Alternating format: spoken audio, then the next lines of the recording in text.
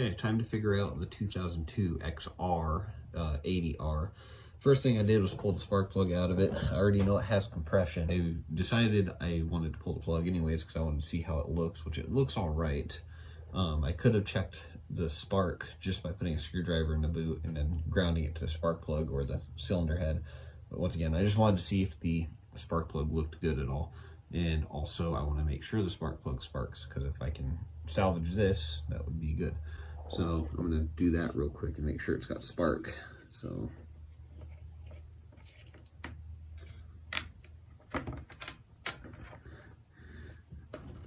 just for warning, like I said before in the last video, is if you are planning on doing this, make sure you don't ground your spark plug near the spark plug hole, because you build up fuel vapors in there, and when you kick it over, it'll shoot a huge flame out at you, light things on fire, or even burn your face off.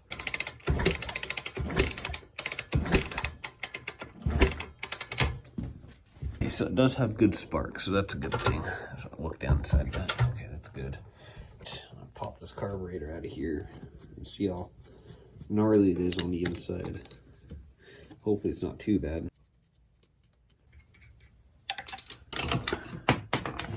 Here we go. Okay, so here's a cool trick for rubber that is super hard and very hard to work with. You just take a heat gun or a torch of some sort and just heat it up a little bit. Obviously not holding it on there too long. And usually that will soften it up. That actually made it about 10 times more pliable. I'm gonna peel off and over. Channel locks are your friend for this part. Makes it 10 times easier.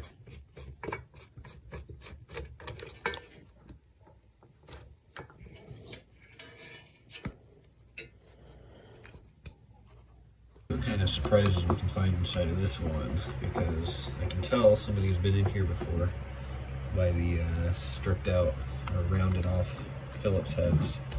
That seems to be super common in carburetors. Usually, another thing I noticed too is this thing did not even have the O-ring on it, so they probably had a really high idle problem, wondering what the hell was going on, and probably got rid of the bike. And then the guy that owns it now brought it to me. It's actually not too bad. I was expecting it to be a little worse. It looks actually pretty good. I think if I just soak that in some gasoline, it would be just fine. I'll pull those jets out and stuff and pull out the air fuel mixture screw and all that good stuff and give it a good clean.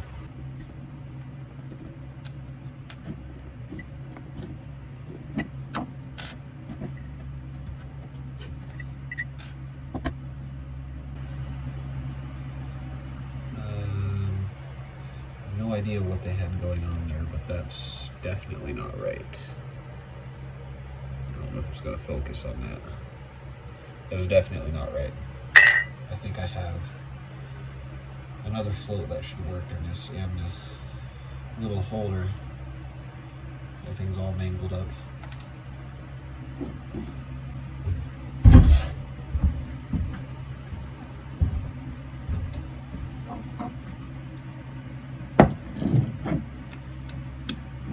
The screws, typically the air mixture screw, you usually want to turn it until it stops and then back it out. Count how many times it turns in, so that way when you put it back in, you know where to set it back at. All right, I got this as clean as I can get it. I'm going to get this cheap rebuild kit and start putting parts in.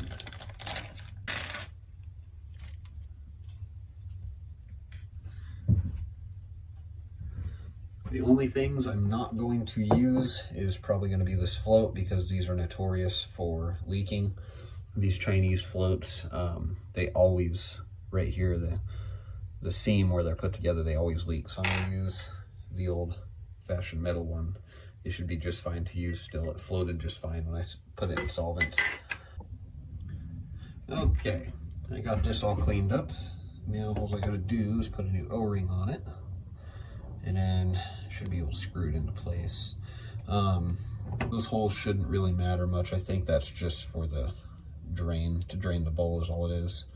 So We'll put it together and see, make sure it worked right.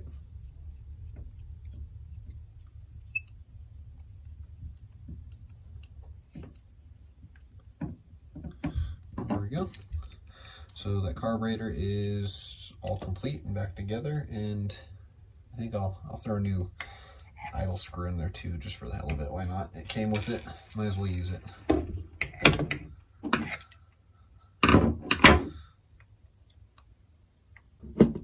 I remember when I took it apart, it was actually missing this O-ring, which I've actually got a thicker one I'd rather use that I stuck in here.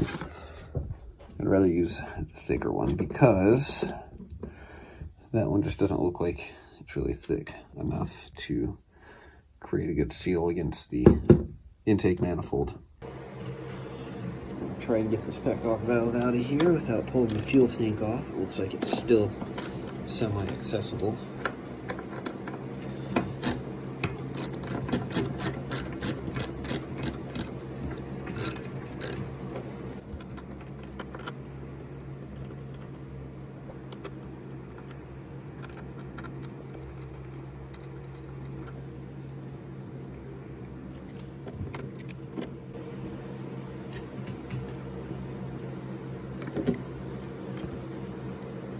Somebody's been in here already once before. You can tell by all the sealant. I don't know what kind of sealant that is, but it looks like they might have used the proper stuff. It looks gray. Just checking out the air filter, and that actually looks practically brand new, if I had to say. I don't know how well the camera's picking it up. That looks pretty damn good to me. All right, let's install the carburetor. First, actually, make this easier on myself. Put this O-ring, or this gasket, whatever it's called, on.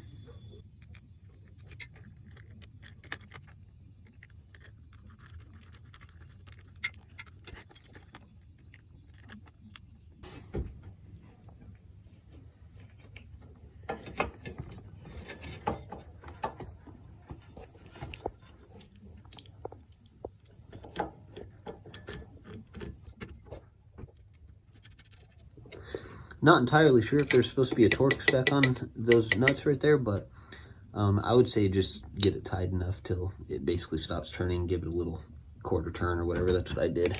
So it's basically snug, and then just added a quarter turn. There is an old trick you can do if you can't get this rubber boot to go over the carburetor, or say it's really cold out, or it's just old rubber. You can heat it up with a blowtorch, and it will slip right on over. It'll basically make the rubber nice and malleable again. So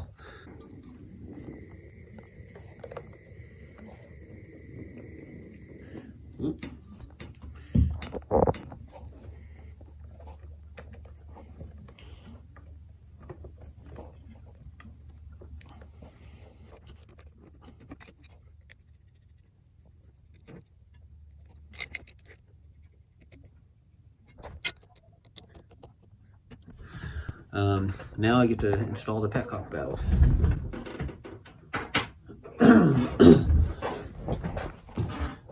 So I can't tell you how great of quality this is. It is a Chinese one. It's just like a $10 special.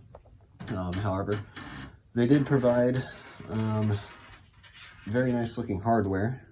So there's the spacers, and then there's two 10mm nuts, or bolts, I mean, which look like they are, I think, the grade 8 bolt, I think.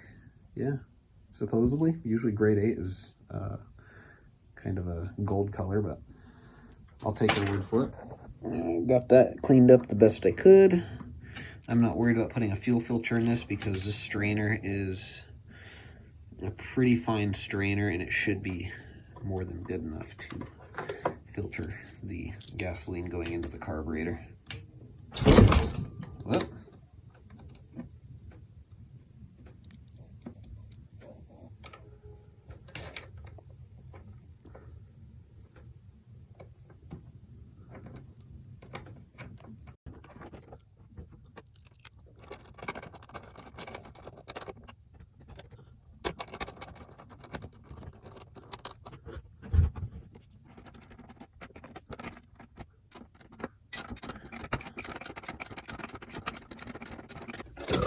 Oh, I need a wrench organizer. I have a ratcheting 10. Where the hell is it? Yeah, that's the 3/8.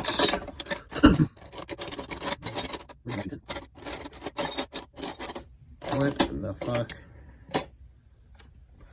Okay. Well,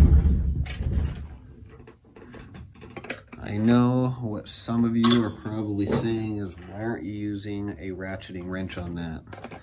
And that is because I can't find the ratcheting 10mm wrench. I can find a 10mm socket. That seems to kind of work. I'll try to get on this one if I can. It looks like I can somewhat get in there. There's a screech owl.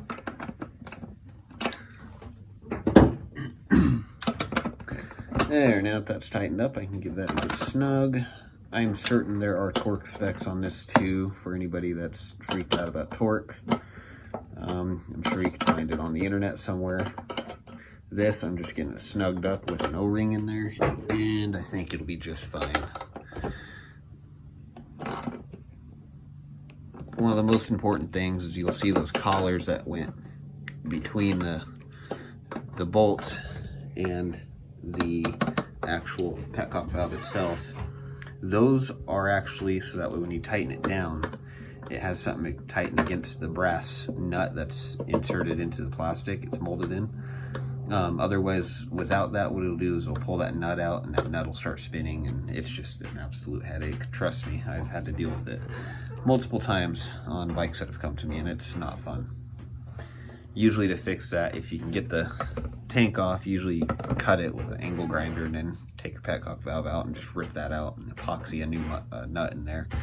And usually it'll hold up just fine for a little while. So, time to add the fuel line, and I'll probably fix this PCV breather as well. And we should be able to put gas in it and fire it up, I think.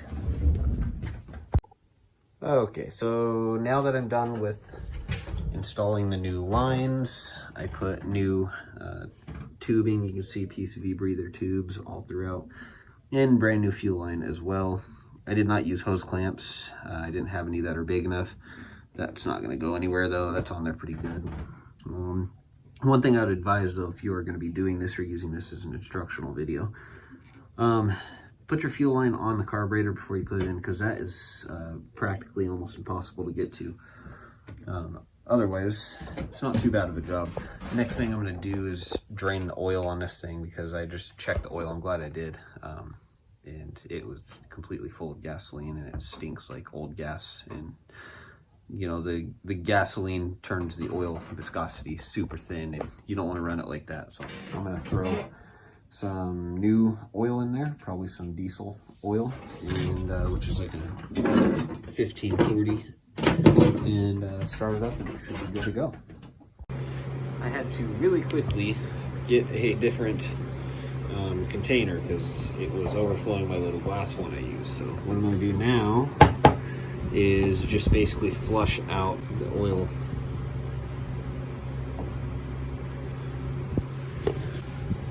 Because there's probably a gallon of gasoline in there.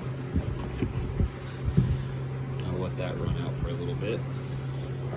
Basically what I'm doing is just running some clean oil through it and getting it all cleaned out.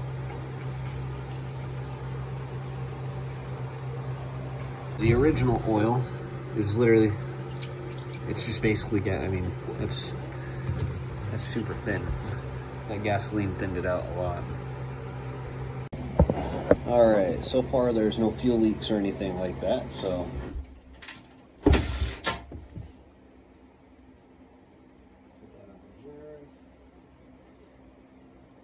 barely filled it up.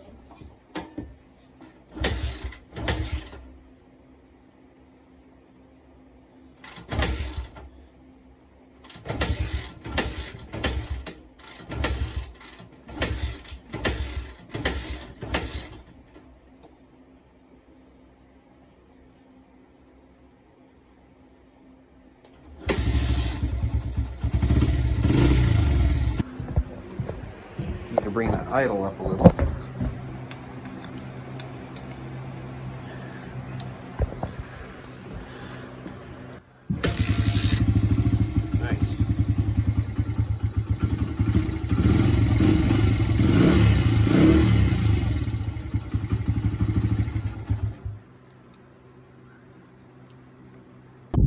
Had to do a little bit of tuning on the carburetor, but I got that all figured out. The jets that come with that kit are actually, so the pilot jet just doesn't even screw in, period. And then the main jet, it was a slight bit too small, so this thing was having some issues, and I had to go back and play with it a little bit, and got the carburetor tuned up pretty damn good now. So